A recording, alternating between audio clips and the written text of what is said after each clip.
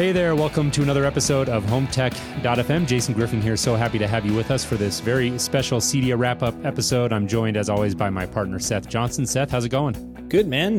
Did you make it back all right and recover? I did. Yep. You know, CEDIA's, it's a big one. Burning the candle on both ends out there, and definitely took a couple days just chilling out, getting caught up, and excited to be sitting down recording with you. Yeah, it's amazing how much work is left after on Monday when you get back. It's like, really, did all this? The world keeps moving and it all just piles up, and then you come back Monday and it's like, oh, no man. doubt. Overwhelming. Yep. It's like, oh wait, I still have to work. Yeah.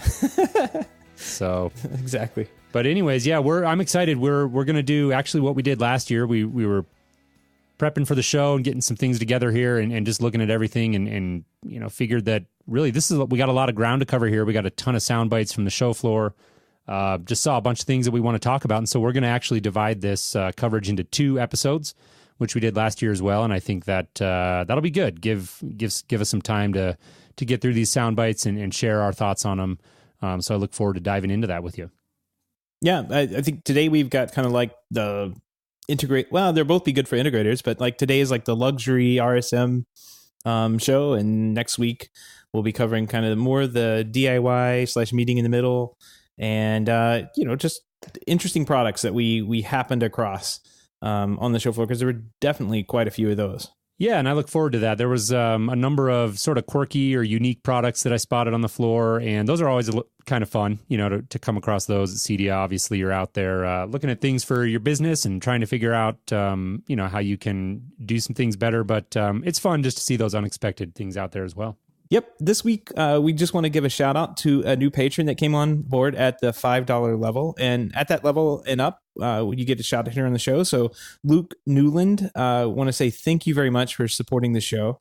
If you're interested in supporting the show and seeing how Luke did that, go over to HomeTech.fm/support. And there's a couple of different ways that you can support the show there. And take a look at them. One of them is the patron page, which Luke took advantage of. And a couple of other people, you know, we don't really list all of them off.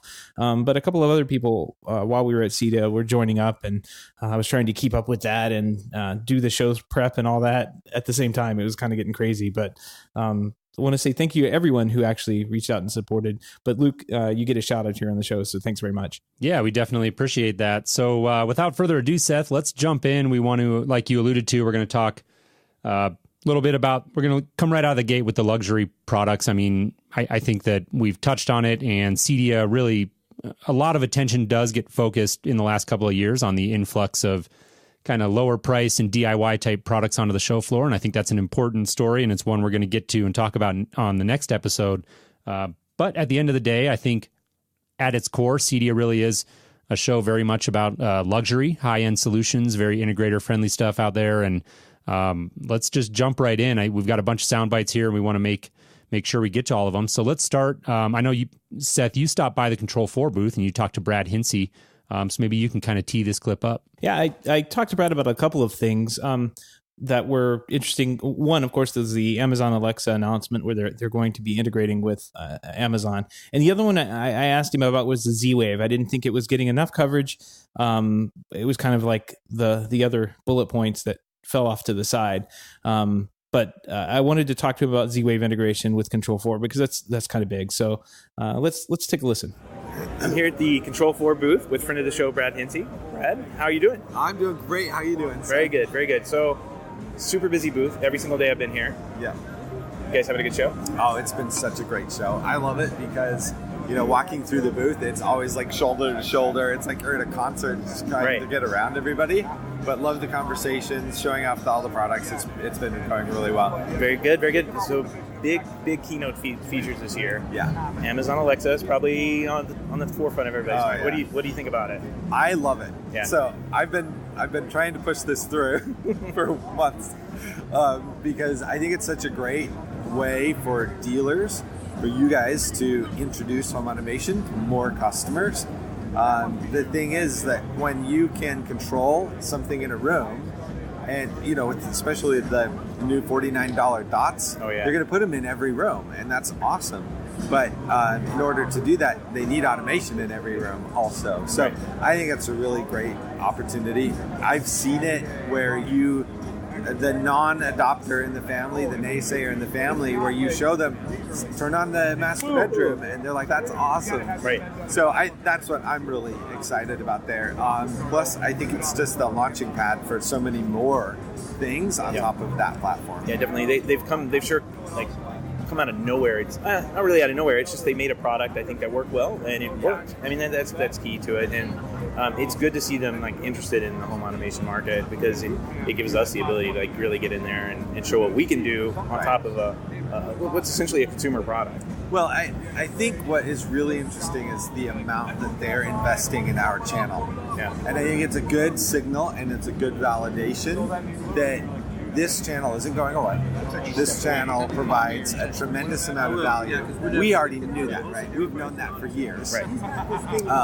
But to have a big player like Amazon come and invest so much into this, I think it helps create a path where we can blend the consumer interest in DIY with the real value and expertise of the automation, of the integration channel. Right.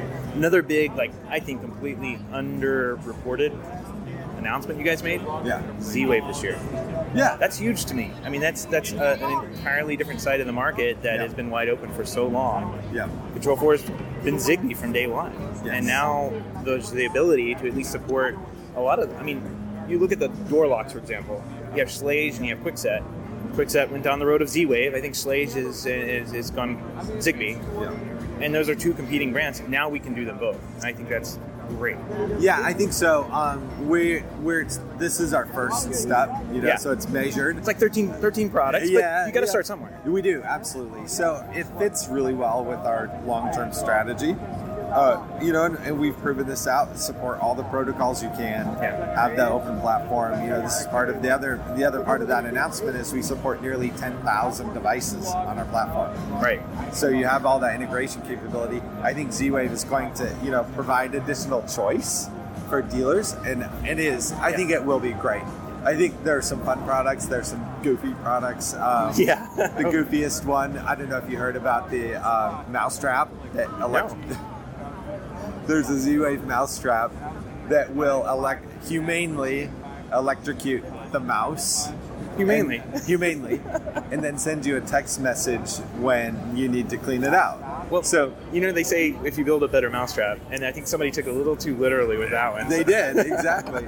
But I think that's a good signal that there is a lot of choice and some innovation that's happening in that market. Right. And so I'm glad that we can now kind of start to play in that area. Start going that way. Yeah, definitely. Well, Brad, I don't want to take up too much of your time. I know you got a lot of stuff to do today, so I really appreciate you coming on the show and dropping a few lines for us. Thanks for stopping by. All right, excellent. Thanks. Brad Hinsey with Control4. Thanks very much. Thank you. Interesting stuff, though. Yeah, definitely Z-Wave, obviously a big story, and looks like those guys have a lot going on with Alexa, which, of course, we anticipated coming into the show. We were going to see a ton of that, so no huge surprises there on the voice control front. But yeah, I thought Z-Wave was a huge story. Yeah, it didn't get much press, and I don't know why, but I mean, the headline of the show was definitely the Amazon Alexa / Echo integration, especially like he said at that $49 price point. It's going to be a no-brainer to do from now on. Right. So next up, we've got Savant. I don't know too much about what they're doing, but I suppose you do. Why don't you tee this one up? Yeah. So this one was one that I did, and I stopped by and spoke with Tim McInerney, who, like Brad Hinsey, has been on the show before. Had a good chat with him. Savant, really, to me, this was kind of a year of like we talked about on our show last week, incremental improvements for Savant. They did have a new product, the Pro Audio 4, which we talked about, and some other things going on. So let's just jump right into that clip with Tim McInerney from Savant. I'm joined here by Tim from Savant. Tim, how's it going? Good. All right. Good. I think it's been about a year since you and I spoke. Probably about right. Yeah. So you guys have been busy. Obviously, the booth is very busy again this year. Sure. Tell us what's new. Let's start with the Pro Audio 4. Sure. So yeah, we just introduced the other day a new system we call Pro Audio 4, like you said. It really comes from demand that our integrators, told us. We listen very closely to what's going on in the marketplace, what people are telling us. We get a lot of feedback from our dealers, and they were saying that Home building is coming back gangbusters. Yep. And has been for, they were catching hints of it for a while. Condos, MDU developments. And so we said, hey, let's make one box that takes care of everything, both retrofit and new, that's the perfect size for most jobs, right? 4 zones amplified, up to 6 zones in one box. Includes Savant Music Stream, so you get all your favorite streaming services. Has AirPlay, so you can, if you've got an audiobook on your phone that's in some app that you can't get out any other way, you can AirPlay it right to, the whole house, basically. Right. And it's expandable. You can actually stack 3 of them together. They communicate over AVB.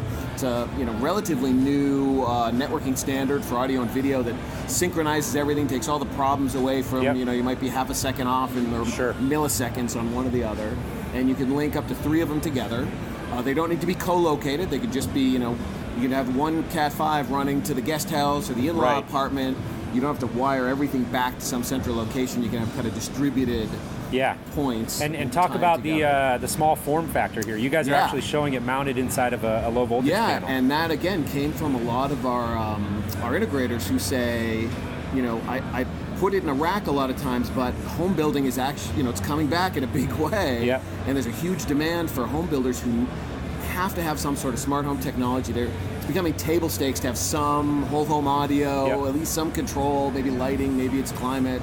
And so we made it so that it can be physically installed in a structured media panel, needs no cooling, it needs no active airflow. Like we made it so that it can withstand outside wall temperatures in Arizona type of thing, but need no cooling. It's got a Class D amplifier in there, so it doesn't generate a lot of heat.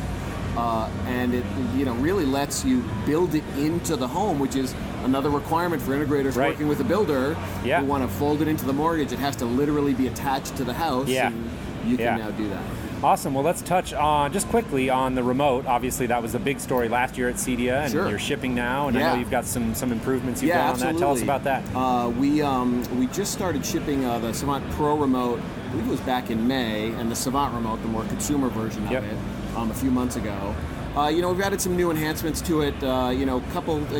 This all comes from feedback from our integrators who say, it's great as a single room solution. I'm in front of the TV, I'm using the remote, but clients say, I'm in an open floor plan and I want to adjust the music in the kitchen. I don't have to pull up my phone. I'm not trying to, set up a scene or do a whole, Sonos playlist, but I need to mute it or I want to adjust the volume, so you can now do that from the remote. We designed the remote in such a way that those updates are super easy to deploy. The consumer version of it just will get it overnight. When we release it overnight, it pops on there. For integrators, we don't ever want to have them shocked that something went into a large pro installation. They still have to go out there or remotely load it on. But it's all done over Wi-Fi. You don't have to plug anything into it. Okay, great. Well, one last question. I know you've got integrations. So the Sonos one has been out for a little while now. I think kind of some improvements there, as well as a Nest integration. So tell us about kind of working with these integration partners and where you see the value there. Absolutely. I mean, we try and take a different approach than I think a lot of people who try and support everything all the time. They want to play with everyone. We do that. Like for lighting, we support Lutron and Vantage and Hue in the Pro line and all this other stuff. But what we're hearing from integrators is, I want something that's rock solid, that the customer knows, that all works really well together. And Nest has been a frequent ask for them, even though it's not a custom install, specific product. But consumers are literally asking for it by name. They're not asking for climate control; they want Nest. Right. And so what we decided to do was make sure that when we integrate with it, it's not just a single, hey, you can adjust the temperature. We want to actually add value, and we add a partner. So we want to partner with the best companies out there and make their solution better and ours better at the same time. So an example of what you can do with Nest, you can pick up the Savant remote, use the voice command in it, and say, I'm hot, and it will turn the temperature down 1 degree in that room. Right. At the same time, we have bi-directional integration, so you could go walk up to the Nest thermostat, put it in away mode, and that you can link it to run your away scene, trigger a scene in your Savant system, and it could turn off your lights or do everything else. At the same time, we have features that Nest doesn't have. Like we have in the Savant app a hold and till feature. You can just say, hey, I know I'm going to be gone for the next 6 hours, but I know my wife's going to be coming home before me, and I don't want to leave the air conditioning on all day, but I don't want her walking into a hot house. Right. I can just say, it's off schedule, it's odd. I know that normally, the learning mechanism of Nest doesn't know that my wife's going to come home early today, but I do. Yeah. And she's not going to remember to pull out her app before she gets home or do whatever. I can just set it to say, hey, hold for 5 hours, and then 5 hours the AC will kick back in. Got it. So we add value on both sides. Great. Same thing with iPort. We just announced an integration with iPort. There are docks which have the buttons on it. The hard buttons. Yeah, which are really nice. And we were a Sonos partner. Last year we added them as an elite partner. They just announced their endorsed partner program that, of course, we're a part of. And through that, we've been adding functionality to, I was talking earlier about the volume control, the multi-zone control for Sonos on the remote.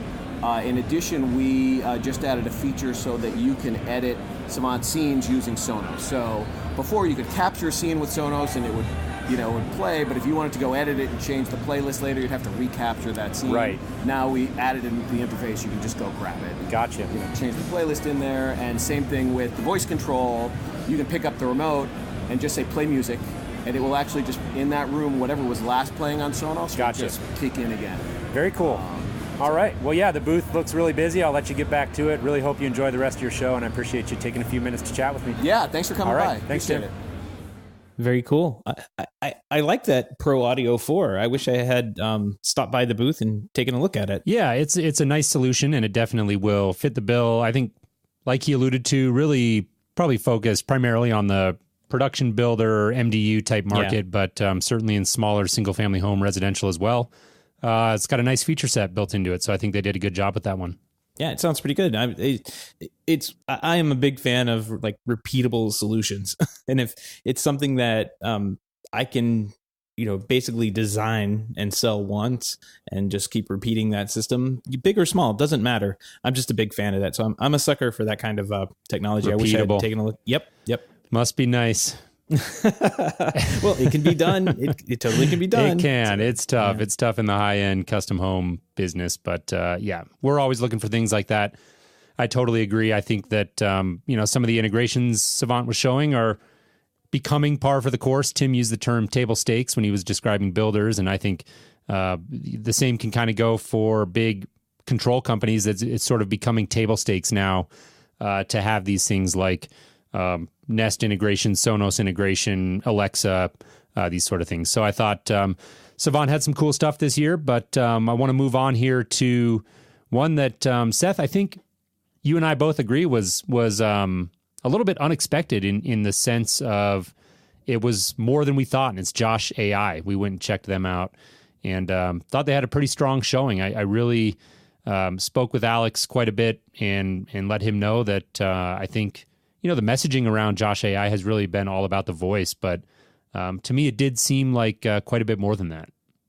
Yeah, I was kind of shocked as to how much they have done. And like you said, it was been marketed around being a voice control system, but it's so much more than that. So let's take a listen. I'm here at the Josh AI booth with Alex. Alex, how's it going? The booth's been busy. It's been nonstop. This is the third day, Saturday. I thought this was a slow day, but we don't seem to be slowing down. Yeah. No, every time I've walked by here, it's been a very, very crowded booth, and obviously I think that bodes well for you guys. You and I were just talking, and I think the big kind of takeaway from me coming out of this booth is that you guys are way more than just a voice control platform. So talk about that. Yeah, so Josh is a full home control system. We live on a Mac Mini.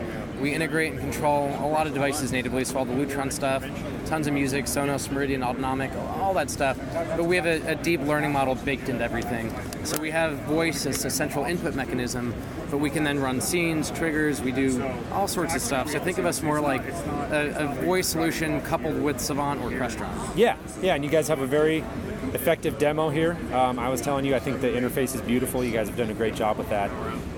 And so it looks like a very compelling product. I know that there's been a lot of conversation in the industry about the pricing model. And some people are wondering if that's going to be a successful, strategy for you guys being at a pretty high price point. But you've got some interesting feedback on that, so share that with us. Yeah, so when we started the company, we wanted to think about the right way to do this. We modeled this a little bit after what Tesla did. So Elon talks about the master plan, high cost, low volume to start, and over time, price comes down, volume goes up. Our initial price point is aimed to be a little bit more high-end, a little bit more exclusive. That being said, we're hearing from probably 50% of the integrators that we're priced too low. That it's too low. And that's been shocking, but, you know. Well, that's why we come to these shows, right? You guys seem like you're really taking feedback here well, and I think that's important. And like I said, I think you guys have done a great job with the platform, and really, it's way more than voice. So I just think that's an important message for you guys to get out there. I appreciate you taking a few minutes to chat with me. Tell me, kind of your big takeaway from the show. What are you going to go away and really get to work on? Well, this is our big launch. This is where we announced our Crestron integration, our Alexa integration, our Sonos integration. This is us going live. Yep. And so for us, we're now starting to ship. We're partnering with integrators. This is where stuff gets real. Yeah. So I'm really focused on the next month, the next quarter. Sure. But beyond that, it's all about taking the system just even further, really making it a true AI environment. Awesome. Well, thank you for taking a minute to chat with me, and good luck with the rest of the show. Cool. Thanks so much. You know what impresses me about them so much? At least the impression that I got. What's that? They have a plan, and they seem to be sticking to it. Like it doesn't novel idea. Yeah, it doesn't seem to be one of these startups that's like, oh, we'll run over here where this money is, and then which way's the wind blowing? Yep, exactly. They seem to be sticking to their guns, and I totally agree. Like the Tesla model is good, and we were talking about like that Crestron integration. He kind of like mentioned right there. They're selling a complete home automation system, but the dealers that are buying it aren't. They're like us. They're not like totally convinced, right? Because it's Crestron's proven, Control 4 is proven, but you don't go into like the types of house that they're selling into and put a new product in that's kind of like being released. Good point. So that's what the Crestron integration was. They're doing that so they can sit on top of Crestron, and Crestron's kind of the fail-safe to make those dealers feel more comfortable about using Josh to AI. I think it's smart. I think they're doing some smart things here. Yeah, no, that's a great point. I think that the type of home that's going to buy this sort of system is not where you want to make your homeowner the guinea pig. So I think that's a smart move on their part, and I look forward to seeing what these guys can do. But let's move on here. We've got going to shift gears slightly. We're still talking luxury and high-end type products, but we've got a couple of TV makers here for the next two. We stopped by and had a chat with LG and Sony. In my opinion, making the best TVs out there between these two companies. And the first one I stopped by to chat with was LG, and they had the big 77-inch OLED that they were showing. It's a $20,000 TV, biggest OLED they've made so far. These are gorgeous TVs. I don't think we've talked about it before, and I think it's pretty unanimous. People tend to agree that OLED makes a beautiful TV. It's a unique technology, and so I've always kind of wondered why, if it's such a known thing that OLED TVs look the way they do, why is LG really the only company doing it? And so that was kind of one of the things that I talked to LG about when I stopped by. So let's jump into the clip. I've got Matt from LG here with me. Matt, how's the show going? It's going great. Great. Well, the booth looks beautiful. These OLED TVs are amazing. Yeah. And, it's always a must-see. Yeah, absolutely. Yeah, we're having a good time showing off all our new OLEDs. Obviously, OLED is a very big focus of ours at LG, and you can see here we have 4 series of OLEDs this year. What we call the B6, the C6, the E6, and the G6. One important distinction of the 4 series is that they actually all have the same panel, right? Yep. So it's the same picture quality throughout all 4 models. We now have, in just a short period of time, we've only been making OLED for 3 years. We now have 4 series with 3 different screen sizes. Awesome. A little bit about OLED in general, some of the differences that OLED brings over your traditional LED TVs. First of all, one distinction that we want to make is that OLED is not a backlit technology. Right. Where all of your traditional LEDs do have a backlight, right? Yep. So basically in an LED you have a layer of pixels, and then those pixels are lit by an LED in some way, shape, or form. OLED, the technology is really different. How it creates the picture is very, very different. You have a layer of pixels, and instead of a backlight, there is an organic carbon-based compound that sits on the back of those pixels and fires each one individually. And so the result is more precise blacks. Exactly, yeah. What we call self-illuminating pixels. Got it. Right? So then maybe that's a little too much, technology No, background it's great. for you. Yeah, it's important to understand. But what's the important part that comes out of that, again, is the self-illuminating pixels. Yep. Right? So what you get basically is if we want a pixel to be red, it's red. But we can make the pixel directly next to that black by completely turning it off. Right. And that gives incredible precision, and it gives the only TV that in the history of the world that's ever been able to create what we call perfect black. Yep. Which is 0.00000 on the brightness scale, or the absence of light. Because again, we can completely pull the electrical current from that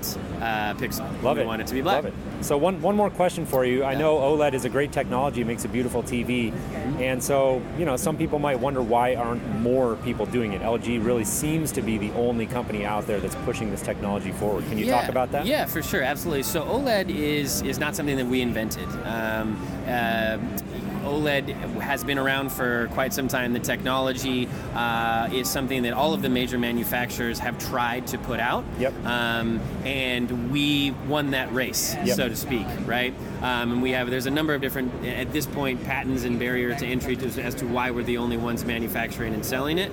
And so basically what you have is a situation where the OLED is clearly the best. Our OLEDs continue to win basically every award throughout the industry, and we're the only ones doing it, right? Yeah. So we can continue to push, what we call the best picture in the world, best TV in the world. Awesome. So, yeah. Love it. Well, the booth looks great, and I hope you enjoy the rest of your show. Keep up the good work. Great. All right. Thanks so much. Thank you. Mm-hmm. Very cool. And I can totally attest that those displays just looked amazing in their booth. I mean, just absolutely stunning. Yeah, they're beautiful TVs, and I don't think, like I said, I don't think there's much debate about the virtue of OLED as a TV. It's still a little bit higher on the price scale, but they're definitely working on getting those down. This next one, let's jump into, was a conversation I had with a gentleman over at Sony, and they were showing their new Z-Series TVs, which were also gorgeous displays. And the big thing with them is that they've got this backlight master drive, and without getting too deep into it, because we're going to get into it in the clip, the whole idea is that they're really trying to get very precise with managing their backlight and try to mimic those black levels of an OLED TV. And I don't know about you, Seth, but I saw that Z-Series, and to me, it was a really gorgeous TV. Yeah, Sony is doing everything they can to match the technology. I mean, Sony has premium video products, period. Like, they really, really work on the processors and chips inside, where they can make their displays outperform anybody else. And they were showing it because, like you said, those Z-Series, there was the 100, there was another 75, a 65, and a 50 or something. The 100, I think, was around $60,000, which, I mean, I've paid, not my money, but I've paid 130 for a 103 inch. You're doing pretty well over there, Seth. Yeah, well, it's probably still in that house. Yeah. But this would be a good, one-to-one replacement for that, because it was one of the old Panasonics. It's probably only, I know it's only 1080p. I mean, this would go in as a 100 inch at 4K and have a great picture on it. So that would be good for those, upgrading those old 103 Panasonics that are still out there, because there's quite a few of those. On the market. Right. Before we jump in, I want to make a comment. The $60,000 price point might scare some people off of even looking at the Z-Series. So I just want to point out, because I do think it's interesting, is that, it's an exponential increase from the 75 inch. So the 75 inch is 9,000.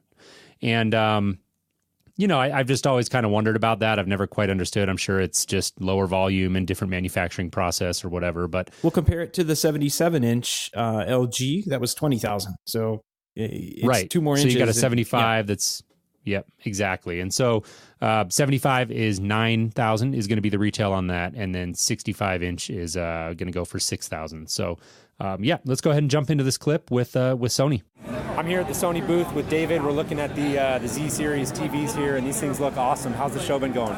This is probably the busiest corner I've been in. I'm probably the most photographed person at CEDIA. Yeah. Because I've been standing next to the most popular TV, I think. Yeah, well, it's a gorgeous TV. So talk about the Z series and what makes them special. So the Z series is a new concept from Sony. It's sort of the step, maybe the godson, if you will, of our BBM-X300 OLED. Okay. Which we use professionally, right? So that's the TV that's used to grade commercial movies and film. So what's unique about this TV is two things. One is the backlight master drive. So in order to control black levels on LED TVs, you go from edge lit to direct LED to full array local dimming. Right. So what we've done is we've installed an unprecedented number of LEDs on the back of this television, and each one is independently controlled. So what that gives us is two things. One, OLED-like black levels, so we can be pinpoint precise, and two, because it's an LED, we're able to provide an unprecedented amount of color and brightness to a TV. Gotcha. Yeah, they look great. Is that so? Do you have a few different sizes? Do you have the 100-inch? I think we're looking here at there's the a 75 and a 65. And they all have that same full they all array. Have that same, they all have that same backlight. capability. In addition, we've upgraded our X1 processor to something called the X1 Extreme. So we're doing 14-bit color mapping. We've added a noise reduction database, so instead of sharpening everything on an image, including the noise, we can reduce that. And then we're also doing something called HDR remastering. So we can actually focus on up to 16 different areas of the screen based on color and brightness. So we can do a color and contrast just for that area. So on a bright scene, we don't crush the blacks. On a dark scene, we don't lose the brights. Right. So it gives us a much more realistic picture, which you have seen. Yes. Yeah, that's great. You guys have a very effective demo over there showing, side by side a TV with the new master backlight drive and then one without. And it's a very effective demo. Are these TVs shipping right now? The 65 and 75 are currently available. The MSRP on the 65 is $6,000. The 75 is $9,000. The 100-inch, which has an MSRP of 60, will be available starting in November, but I'm sad to say that the first allotment has been sold out. Well, so that's a good thing. That's a good thing. Yeah. It's a good thing. Great. So if you want one, you're going to have to wait until February. Yeah, well, it's going to be a few years for me, but no, it's a great-looking TV. I appreciate you taking a few minutes to chat with me. My and pleasure. I wish you best of luck with what's left of the show here. All right, thanks so All much. right, take care. All right.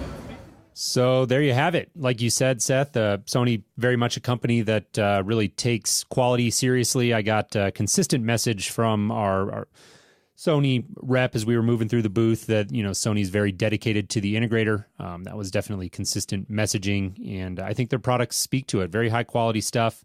They've got their $60,000 4K laser projector as well that they were showing. I didn't get a chance to actually see that one in action, but overall, really impressed with the technology that they were showing, and I think they're doing a great job. Yeah, I know we talked a little bit about the Blu-ray player that was showing the 6 Blu-ray 8 with 6 titles. Yeah, we talked about a little bit of that last week. All 6 of them. Well, right, they were on the wall. The other big thing I saw in the Sony booth, and we'll probably cover this later in this show, was that iHeiji was being built into the TVs. And I like going back to the integrator thing, I thought that was a great thing. You'll be able to monitor the network status and the status of the TVs and some of the receivers that they have. Was it being built into the I knew it was being built into the receivers. I knew that, but I actually didn't catch that they're integrating it right into the TVs as well. I thought they said receivers and TVs, but we'll probably have to check on it. But yeah. Yeah, we'll fact check that, but I do know for sure that they are integrating it with the receivers, and I think that speaks to what I was just mentioning, where Sony is a company that does seem dedicated to the integrator channel, and I like to see that. Yep. Well, before we move over onto the RSM stuff, was there anything else that you saw in luxury? I know you got a couple notes here about like the home theater, the super high home theaters that are out there. Yeah. I think just generally, like I said earlier, it to me is CEDIA is still very much a show about luxury and going in there and finding those products that are really going to differentiate us as a professional home technology company and solution provider versus what somebody can go out and do themselves at Best Buy now. I think that stuff's great. We talk about it all the time. But at the end of the day, there are some pretty neat things that we as integrators can do that you just can't do on your own. And I love seeing that stuff out at CEDIA. So a couple of the things that I just made special note of, sat in on a Steinway demo, And if you're not familiar with Steinway, very high-end speaker manufacturer. And we sat in on a little, they had one of the high-performance audio rooms set up, and we went over there and checked out a Dolby Atmos setup they had. It was about a $200,000 setup. I believe that included all the processors and everything like that.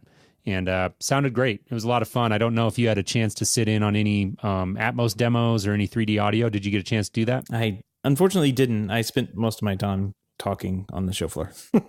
Yeah. It's hard, it's amazing the kind of things that you think you're going into the show and you think you're going to be able to do X, Y, and Z, and it just, before you know it, you blink and it's Saturday and you're heading to the airport. So I know the feeling. But yeah, in addition to that, checked out digital projection, DPI. They've got a new $20,000 4K laser projector we talked a little bit about last week, and that's a great price point for a 4K laser projection.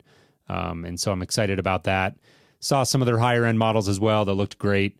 And then one other thing I definitely want to touch on that we talked about last week as well is the JBL in-wall compression drivers. And that's a pretty big deal to me.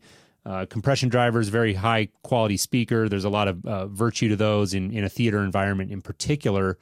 The challenge has always been that they require a lot of depth. And so JBL is the only company now doing an in-wall compression driver. So you get all the performance of an in-wall or of a compression driver, but you get that form factor of an in-wall. And we were talking to some of the gentlemen over there at JBL, and I made a note. It was interesting. He mentioned that part of the reason other companies have struggled to do this is that there are areas, parts of the manufacturing process when they're doing these where they have tolerances that are less than a tenth of the width of a human hair when they're building these. So it's got to be a super precise manufacturing process. And it's something that JBL has, I think they mentioned 3 or 4 different patents on now that they've been able to do it. And so pretty exciting technology. Yep, definitely. One of the high-end things I wish I got to see, but it was a little bit, by the time I found out about it, it was a little bit later, and I didn't have enough time to swing by and check it out, was the Meyer Sound home theater setup that they have. And evidently it wasn't at the show. It was about a 10-minute bus ride, I guess. They had a shuttle running in between it and the show. And this was like a super, super high end, like built from the ground up home theater. I think friend of yours, Gideon over at Paradise Theater, is that right? Fantastic Theaters. Fantastic Theaters was telling us a little bit about it. And he was super hyped up on it. He definitely thought it was the real deal. And I definitely trust his opinion. He's a guy that we've mentioned on the show once or twice in the context of some of the very high-end theater work I used to do out in Los Angeles. And that's where he lives and works. And he's a fully licensed general contractor, but all he does is builds really high-end theaters. So Jerry Bruckheimer's theater, which we've talked about once or twice on the show, that would be one example of a theater that he built out. So he's a guy who definitely knows his way around a theater. And if he speaks highly of a technology, then to me, that's something worth taking a look at. Meyer's really famous in the arena, like commercial sound, pro audio sound space. And it's nice to see them moving that technology into home theater. Evidently, it's going to be super exclusive. Like you have to have a fully designed, engineered room, have a qualified contractor to build that room, and then all sorts of stuff on the backside to make sure that the project gets finished completely. That somebody doesn't come in and screw it up. Oh yeah. I mean, you're going to pay big bucks for it, is what I'm saying. Yeah, no, and it makes sense. A company like that, you're spending that much money, they're going to want to make sure that it's getting installed and optimized correctly. Otherwise, it's just a bad deal for the brand. Let's move into RSM. Now, this is a term that you've dubbed yourself. Go ahead and fill us in on what you mean by that. Yeah. I don't know if it'll catch on, or maybe as an industry we'll come up with something better. I just felt like I like it personally. Yeah, I appreciate you saying that, Seth. I felt like it was hard to refer to this growing category that we see now with companies like IHG, Krika, Domots, Digital Butler. These guys are all providing, in a sense, a very similar solution. And I just didn't feel like there was a great term to describe it. So RSM is remote systems management. If you hear us say that on the show here, that's what we're referring to. And it definitely, to me, was one of the very prominent currents of the show that we saw. It really, I wrote a piece for Residential Systems last week, and I felt like coming out of the show, it was one of these CEDIAs where we didn't really It wasn't like the whole show was talking about one big blockbuster product that came out. Obviously, you had voice control, which was a pretty big deal. But I didn't feel like beyond that there was a whole lot that people were generally in a consensus about being the big story. And to me, I felt like the arrival of RSM as a category, as something that we have to define and give kind of a broad definition to and start thinking about in the context of the same way we talk about, well, what are you using for network gear? What are you using for speakers? I think 2-3 years from now, that's going to be the same conversation. Well, what are you using for RSM? And I think that we'll mark 2016 as the year that this technology really came of age. Yep, I completely agree. You're pretty good at spotting these trends a year or two before they really start taking off. And I suspect CEDIA 2017, 2018 is going to be all about the RSM space. Yeah, I just think like right now the conversation is, do you use IHG or do you use Domots? And I think in the future, again, it's going to be more like, well, what are you doing for RSM? And I think it has a very important role to play in the future of our industry, in my opinion, especially with the whole convergence of DIY technology and the lowering price points, and how are we going to deal with that and still add, value? And I think remote systems management and providing a high level of service. Another company that sort of fits into this model that we didn't get a soundbite from, but I thought had a really strong presence at the show, was OneVision. I got to listen to a presentation by Joey, the founder, at the HTSA member meeting, as well as went and attended the Blueprint for Success panel that he sat on, and thought that he gave a really strong presentation. He's got a pretty unique business model. I think educating the market is the big thing for them right now, and I thought he did a great job conveying the value of service. He's really a champion for that aspect of our industry, and I think he's a great guy. If you're listening to the show and you're not familiar with Joey Kolchinsky and OneVision, definitely someone to check out. I heard many times during the show about a couple of his presentations that he gave. Evidently, it made an impression on a number of people because they kept talking about it after he gave it. So too sad that I missed out on it, but I'm glad you got to take a seat. And Joey's been on the show a couple of times, and friend of the show, and we'll definitely look forward to having him on in the future. One to watch. Yeah, definitely. Yep. Let's jump in here. So the first one that we're going to jump into is, I would say, the pioneer in this space. Really, the first ones. We had Mike Maniscalco on recently, and it's IHG. They've been doing this since 2009, which I remember when we recorded the episode, I kind of did a double take a little bit. It was hard to believe. So definitely first player in this space to really kind of pioneer this category. And I was able to stop by and chat with them at the booth. Got some very interesting things going on this year. I won't go into them because you'll hear about them in the sound clip. So let's jump right in to my chat with Mike. I've got our good friend Mike from IHG here. Mike, how's it going? Hey, Jason, good to see you. Good, yeah. You having a good show? It's been a busy show. Awesome. Yeah, the booth's been busy, and that's a good thing. Yeah, so definitely. Tell us a little bit about what you're showing here. I know one of the big things you guys are doing is this RMR race. Tell us about that. The race for retirement, margaritas, and revenues. I love it. It's what we nicknamed it. The margaritas piece being that for this contest specifically, our goal is to generate about $1 million in recurring revenues for the industry. I think as we kind of talked about the last time we spoke. And as an incentive for dealers to get into this contest, we are giving away 2 trips to Mexico all-inclusive resort for the dealers who generate the highest number of service contracts and highest number of revenues through the system. Love it. Between CEDIA this year and CEDIA next year. Awesome. So margaritas for that. I love the idea. Yeah. I love the idea. So what else do you have going on this year? What's new? We've got quite a bit. So the RMR theme goes from the race for revenues, margaritas, and retirement all the way through recurring revenues. Really enabled by Service Manager, some of the improvements we've done. So the improvements that we're really, really excited about are we've added a number of things over the last year, but QuickBooks integration has been big because it's end-to-end now recurring revenue recognition, which dealers really want to see. They want to see that efficiency. But also this client-facing portal, which we call it. So basically what it allows the dealer to do is set up a branded portal with their logo on it, put all their service plans on it. They can send an email to all their clients. Their clients see their different service plans they can sign up for. They click the link, go to this portal, click Buy Now, put in their credit card information, and the revenues just start coming in. Love it. All the dealer has to do is deliver on that service. Yep. So, and that's where Envision kind of fits in all this. Very cool. Yeah. And so speaking of Envision, I think you guys have a bunch of new, I think 250 was the number I heard, 250 new integrations. Yeah, we are always busy adding Yeah, new manufacturer I'm sure. integrations. We have a number of very close partners, so we've announced some new partnerships with Luxol. We've been working with them for over 5 years now to add some new product support there. We've added some really cool stuff with Sony where they've embedded some of our intelligence into their system to make monitoring easier.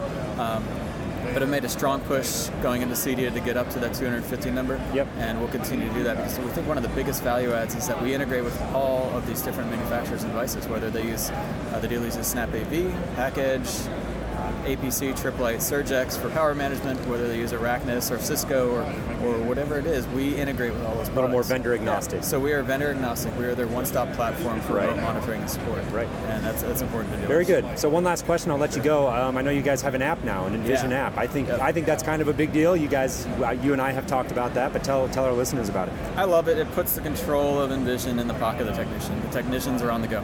Yep. They're always running around from one job to another. When they're eating lunch, they're stuffing their face as quickly as possible. That's it. If they get an alert, they can pull up the phone, they can do the reboot from the phone, and they're done. And because they don't have to think about what manufacturer or product, they don't have to think about what app to enter into, it just makes it easy. It makes their lives easier. Very good. And that's the app's free, and the power management functionality is also free. Awesome. So that just makes it something that every integrator can adopt really quickly and help their business. Great. Love it. Well, enjoy the rest of your show and keep up the good work. Awesome. I appreciate it. Thanks, Mike. Thanks. Margaritas. So there you have it. Yeah, margaritas. The race for revenue, margaritas, and retirement. I like that. So they're definitely trying to get the industry excited about RMR and get behind it. And I think that's always been something I've admired about IHG as a company is they really advocate for RMR. They provide a lot of resources for their dealers to get started with that. And I think that's a trend that we're seeing continue with them. Yeah, anything that we can do to advance the business, because there's a lot that's going to be changing in this business in the upcoming years. And I think, IHG has definitely been a leader in this space. So more to watch and more to come from them. Next one you got queued up here is Digital Butler. I've never really heard of these guys. Yeah, I think they're a little bit younger. I think they're just as a company, anyways. A couple of guys I spoke with, I asked them about their background. They said we're Silicon Valley guys, so I don't know all the details about what their background is, but they see themselves as a serious player in this space. Their parent company of Digital Butler is the product, and their parent company is called Holistic Labs. And holistic is an idea that they really are emphasizing. They want to be seen as more of an end-to-end solution in their opinion. So they're offering some different things to kind of help with that, including eventually a call center model. They mentioned that they don't have deployed just yet, but they are similar to the OneVision thing. They're going to take a stab at kind of being the frontline tier one support. And so it'll remain to be seen how that plays out. But without me getting too much more into the details here, let's jump into the clip and then we'll wrap it up with a couple of comments. I'm joined by Bala here at the Digital Butler booth. Bala, how's it going? Doing great, Jason. It's awesome. It's been a great show for us so far. Yeah, it's been a busy booth. I've been by here a number of times, and it seems like you guys are getting some attention. This is a big theme of this year's show is companies like yours and what you guys are doing. So I know you've got a couple unique things about your approach. Talk to me about it from a high level. I know you're kind of taking a more holistic approach is the term you guys are using. So talk about that. Absolutely. Pros have a problem in terms of cost because of truck rolls. So that's been their motivation to be interested in remote monitoring services. Where the Digital Butler differs is we've taken a holistic approach to solving the problem for the pro, where they can sell a service, which is an upsell, where they can basically get recurring revenue from it and scale that business. And the Digital Butler is the only platform which does that. Yeah. So the highlights of it is we support the end-to-end business process, like ticketing, remote support, client management, as well as analytics and doc management. So it's one tool which can be used to basically support the whole business process. They can reach 100% of their clients, their future clients, their present clients, and their past clients. Yeah, so let's talk about that. I know you guys are taking a different approach in terms of not necessarily tying an integrator to a piece of hardware that you sell or that they buy. It can install on mobile devices, I think computers, you said? Exactly. Is that correct? Talk about that. So we support basically the consumer. On the consumer side, the application can be downloaded on user devices, and we support all the major platforms. A Mac PC, a Windows PC, an Android tablet or a phone, or an iPad or an iPhone. So basically, you can get the 100% reach right away. Optionally, you can also embed our software in a Raspberry Pi where you have a permanent presence in the home. So you have every way to get to the customer and have these agents monitoring the home. Yep. So that's kind of our unique value, as well as the Scope portal, which is basically enables them to manage this whole business process. Right. So tell me, what is your kind of key takeaway from the show? I mean, you guys have had a lot of people by here. Are you getting generally good feedback? Anything actionable you guys are going to go get to work on? Yeah, absolutely. The show has been great for us because we see that there is a strong interest from this, from the CEDIA channel, the pros who are engaged in it, in terms of really they see the need for this. But what we also see is that when they come by, they see that we are able to basically deliver a platform where they can really sell this service and scale their business. We also have this optionally an all-inclusive service option, where through a partner, their tier 1 support calls are handled. Therefore, they only get escalated calls, so they can really scale the business. So we've really thought about the scaling deeply, and we are the only ones positioned to do that. Awesome. Well, I appreciate you taking a minute to chat with me, and I wish you the best of luck here with what's left of the show. Absolutely. All right, Thank you so much. Yeah, so different approach, a lot of unique things about how they're trying to do it, but definitely some challenges ahead. I think the call center thing is going to be very difficult. I know that OneVision has very deep experience in the home technology market, and I think that's one of the big things that they bring to bear. And we should mention that they are they were exhibiting in the same booth with IHEG. So, between the partnership between OneVision and IHEG's pretty close. It's not a formal partnership, like you're not married to using IHEG if you want to use OneVision or vice versa.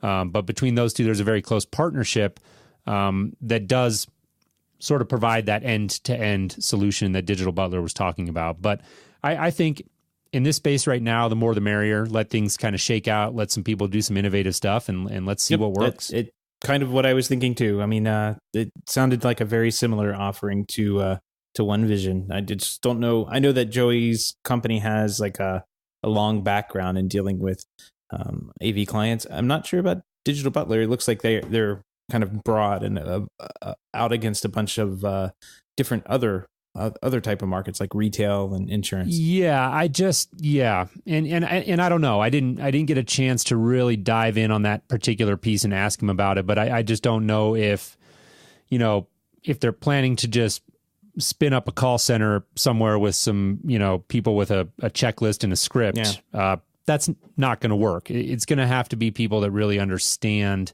the nuance of what we do. And so I think that is something that OneVision takes very seriously. And I don't know. Digital Butler may be planning to do the same thing. Like I said, I'm not sure. But I think that's going to be really the key determining factor to that particular piece. If that's going to work out for them or not. Yep. If they could just filter out all the stupid sales calls that I have that come through, that would be great. That would help. I'd pay you, for huh? that. Yeah.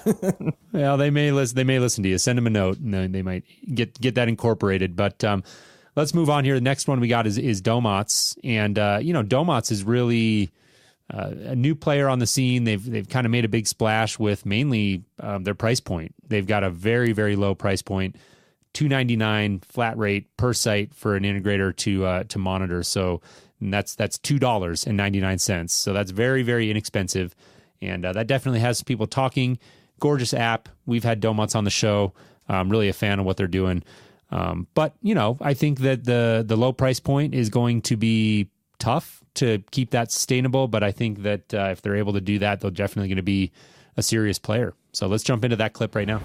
I'm here with Domenico from Domots. Domenico, how's it going? Hi, it's going really well. Great. Thank you guys have had a good show. The booth, every time I've come by here, has been very busy. Yeah, we had a great turnout, actually. We ran out of brochures almost on day one. So that's always a good sign. Good problem to have. Yes. Yeah. So how's it been going generally? I mean, I know you guys are a relatively new entry into the CEDIA space. This whole kind of area of what we're calling remote systems management is starting to get crowded. Yeah. You guys are doing some things differently. How have you been received here? Yeah, no, really well. The crowded portion part was I was a little surprised at all the announcement. It's actually turned out good because I think it's validating the sector. Yep. On one hand, and we are still quite agnostic on manufacturer, which I think is playing a lot to our advantage. Yep. We We haven't had any haters coming to the booth. There's been Good. a lot of love. Yeah, a lot of happy people. There's a lot of people that have been, a lot of references coming. People coming from other people being referred from others. So it's really good. It's a good feeling. And I know we had you on the show. Since then, you guys acquired Fing. Yes. So tell us about how you're kind of rolling that technology in and what that offering looks like. The biggest deal on Fing, where we're doing a lot of strides, is the device identification. So we have 30 million users of Fing around the world. We have 600,000 scans every day. We're about to introduce a cloud login functionality where people can sync their information on the cloud, and the way that we're going to use that is actually to become smarter on device identification. So the next time you press your Fing, you're going to find more and more information about your devices. Great. Which is to the benefit of everybody. Yeah. So it's crowdsourcing device identification, which is good news for everybody. And so one of the big things people have been talking about, like we said, the space is filling up. There's a lot of different offerings out there. You guys are definitely the most aggressively priced. Yeah. Tell us again about that decision and how you think that's kind of playing out. I'm glad. Every time, actually, it was I got to the bottom before anybody else, so that was a good move. So let's get it over with. I think we're competing on the user experience. And really on the amount of effort. I think we have more developers actually than anybody else on this. We got 30 people doing this. Wow. And we only do this. Great. So we're really committed to this. It's going great. We're growing. Yeah. So one last question. I know you guys have a newly announced partnership with Luxel. Yeah. And I heard you say you're kind of talking to some other manufacturers on the show. How do you see that as being important as far as you getting in, really tightly partnerships with other manufacturers in the space? That's huge. I mean, it's for us. We're going towards the direction of getting our software embedded in a whole bunch of manufacturers' gear. Makes the ease of adoption a lot easier. You have no cost to actually trying it out. There's no upfront fee. I think it's going to be really, from the distribution perspective, we make it really easy for the customer to try this out. Right. So it's a big deal. And Luxel is the first of many, hopefully. Great. Well, we wish you the best of luck with what's left of the show here, and appreciate you taking a minute to chat with me. Thank you very much. All right, thank you. Good seeing you. So I tossed one of these boxes into one of my clients' homes, and because I was leaving town, I was kind of concerned that something may be going on. So tossed it in, and as I'm boarding the plane, the internet starts just going up and down, up and down, up and down. So I get off the plane, up and down, make my next plane. I get all the way to Dallas. The thing is still sending me notifications. So I get on the text message and I say, Will, you need to call Comcast, get them out there to take a look at the modem. And since their business account, Comcast, came out like the next day, they found that there was something wrong with the modem. It was going up and down too much. They replaced the modem, took a bunch of lines off that were causing noise and that kind of thing. It's fixed now. No more notifications. It's great little. That's great. Yeah. And you look like a hero, right? I mean, I think that's one of the things that some people miss when we talk about RSM, and they think about preventing truck rolls and generating recurring monthly revenue. But I think one of the things that maybe doesn't get talked about enough is this idea of being proactive, right? And how that just changes the whole conversation. If I'm the one calling my client and saying, hey, I think there's something wrong with your modem, you should give Comcast a call, versus waiting for Friday night when they go to watch a Netflix movie and it doesn't work and they're calling me, yelling and screaming about it. So I think that it changes the whole dynamic. And I think that's one of the big value adds of having one of these solutions in place, whichever one you go with. I think it's a clear win. Yep, absolutely. Especially if you're out of town on that Friday night at a trade show in Dallas, Texas. It doesn't really help. Yeah. It doesn't make it easy. Well, we got one more soundbite here in the RSM category, and that is another relative newcomer to the space, and that's Krika. And Krika is definitely doing some things that are very unique. They've got this WEOS social network kind of model, which they're sort of crowdsourcing data from their dealer base and saying, we're gathering a lot of information with our deployed devices, and maybe there's some value there. How can we take that data and bring it together and help everybody kind of get better visibility into maybe common issues or common incompatibilities and things like that. So without me rambling on anymore about it, let's jump into our sound clip here with Bruno from Krika. I'm here at the Krika booth with Bruno. Bruno, how's the show been going? The show has been going very busy, and we're very happy to be at this CEDIA today. Great, yeah. So this is definitely one of the core themes that we came into the show looking at, is this area of remote systems management. I know you guys call it what? Supervision? We call it remote supervision. I like that. And we're very happy today because there's a lot and more competition on the field. Yep. And today, remote supervision is a category on its own. Yeah. Okay? And it put a lot of pressure on the market, and professional home technologists will see that there is a real benefit because there is more and more company to do it. Yeah, so validation. Yes, it's a validation. And so talk about, you and I were talking just a minute ago, and I think you had some interesting thoughts. I think that the home technology professional, the average attendee of this show, sees the value in these sort of systems, but as an industry, we're still struggling to sell it. Why do you think that is, and how do we get past that? Okay, and the professionals struggle to sell supervision system because they don't sell maintenance. And this is the whole problem. They just buy supervision device, they plug it into the showroom, they just love it, and then they look at the device and say, what the hell I'm going to do with this now? And I all tell them, just sell it to your customer. And the answer they give us is, we don't sell maintenance, so we don't know how to sell supervision device. Whatever the brands, okay, but whatever our competitors, it's difficult to sell it. So we try to tell them, our new job as a supervision device manufacturer is to tell them how to sell it. Right. And there is a different approach that we try to give to professionals is, tell to your customer that their own smart house has more connected device than their own enterprise. Just count how many devices there is in the enterprise, just computer and printers, and they have professional grade 24/7 24/7 guy on site, professional grade routers, Wi-Fi access point and switches, and in the house, every toxic and wild device that the consumer industry will produce will be connected on the network, and this will kill the network. Right. So very soon it's going to be a real professional negligence if you as a professional you don't take all the measure to provide a good service to your customer. Yeah. Because your customer one day will come back to you and say, you knew it before. Right. Before you sell this to me, you knew that you will just install in my house a time bomb that will explode 10 times a year. Yeah. And you didn't tell me that it will happen, and you didn't tell me there is solution for this. Yeah. Professionals, they are always complaining about connected object that gives us a lot of problem. But as connected devices, we can query it, we can track them.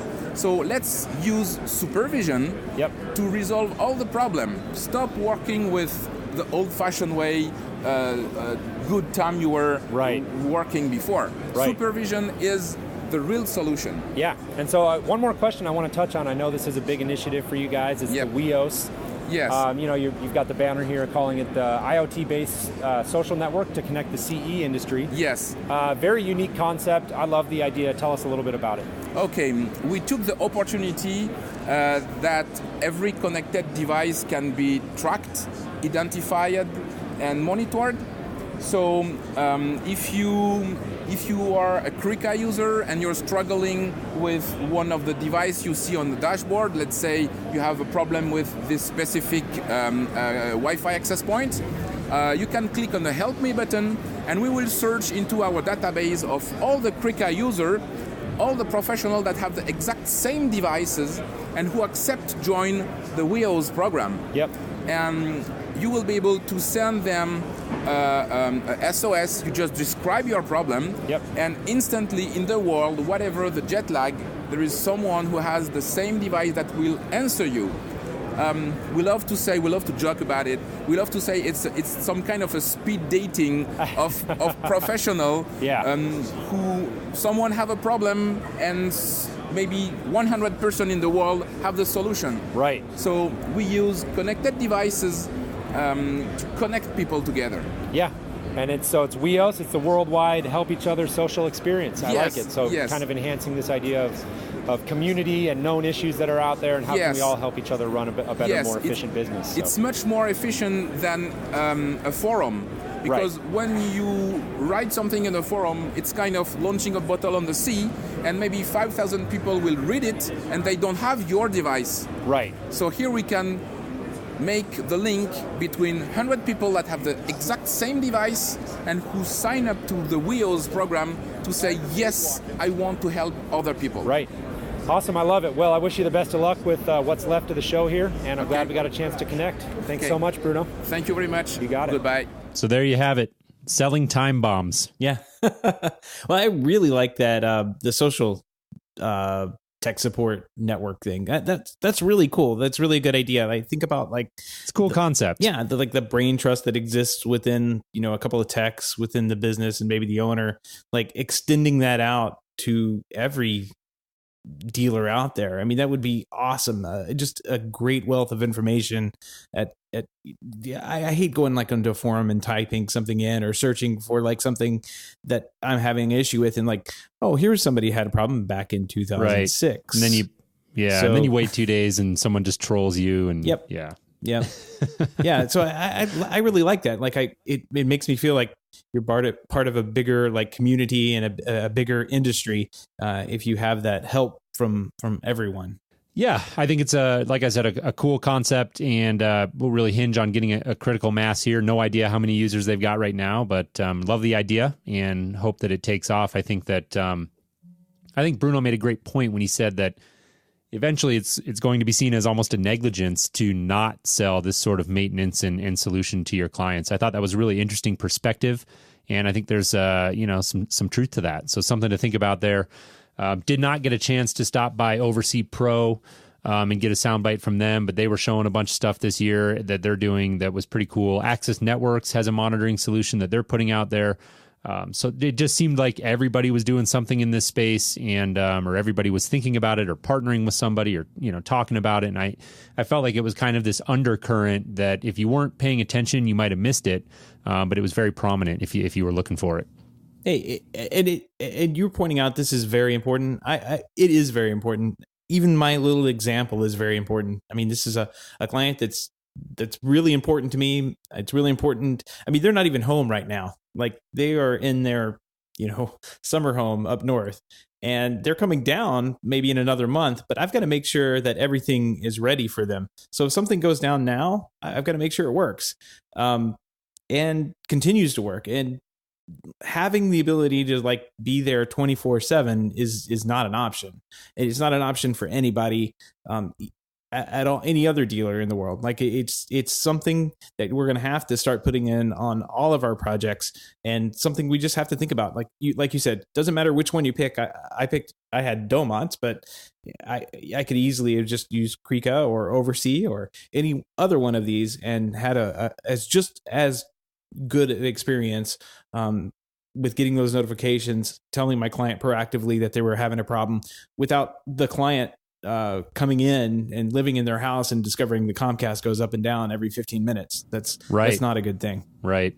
And there's real value there. And so in this world of increasingly lower price points and commoditized home technology, this is something that's going to provide real value indefinitely in the industry. And so I think we've still got a lot of work as an industry to do in order to really adapt it and optimize it and really figure out the best ways to monetize it to the fullest of its potential. But I'm excited to see it. I think it's a great trend to see taking place, and I'm excited to keep following it as we move forward. Yep. Well, that wraps up part one of our CEDIA coverage.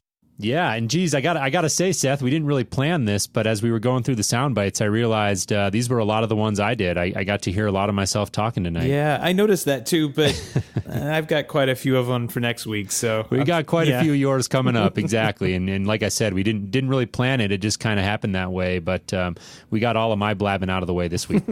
Well, next week we're going to talk a little bit about quirky and unique products that we came across during this show, and of course. Some of the DIY type products like Ring was there, 7 Hugs again was there, Sonos, we talked to them as well. So we're really looking forward to playing that show next week. But this week it's kind of more professional, high-end dealer focused. Next week we'll do all kind of the fun stuff I was hanging out and looking at. Yeah, a little bit lighter, and definitely look forward to getting into that. I think it'll be enjoyable, and I thought there was a ton of interesting stories there, and definitely look forward to chatting with you next week. So I want to thank everybody for tuning in this week. A really fun episode to put together. Had a great time out in Dallas. Really felt like we covered a lot of ground, and we look forward to sharing more information with you all next week. Sounds good. I'll talk to you next week. All right. Take care, Seth.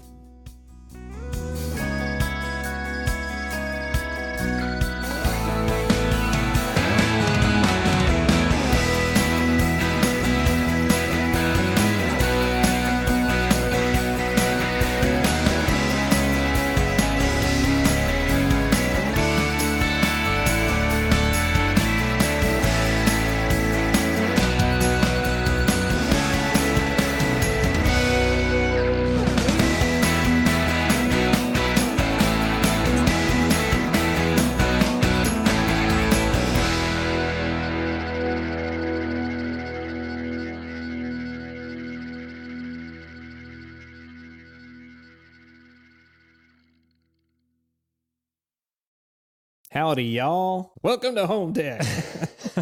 Little Texas came along with me. Man, that came out of nowhere. Yeah, sorry about that. It happens.